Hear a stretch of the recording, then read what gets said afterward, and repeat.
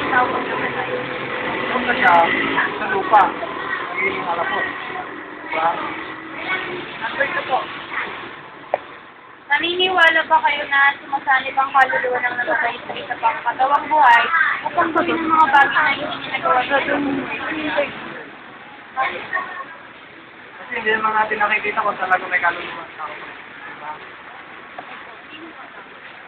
Pangatlo po, naniniwala ba kayo sa reincarnation o yung pagpapalit mula sa katawang tao patungo sa katawang hayop? Hindi ba? Bakit po, kuya? Bakit po? Opinion mo, kuya, kahit ano. Diba?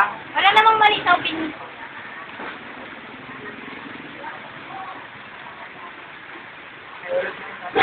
Naniniwala po ba kayo sa reincarnation yung pagpalit mula sa katawang tao patungo sa katawang hayop na namatay ng tao?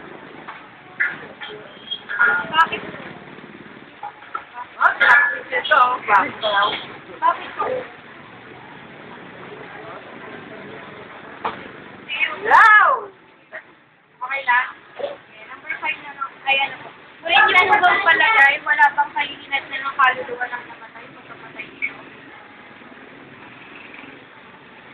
Meron. Bakit? Ano pong nangyayari sa kanya? Kasi ano siya eh. Diba, mamamatay siya.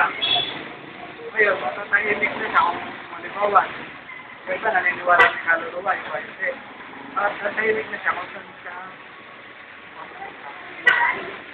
Sa tingin po ba ninyo yung makakapunta ang kaluluwa ng tao sa langit o gagawin ko ng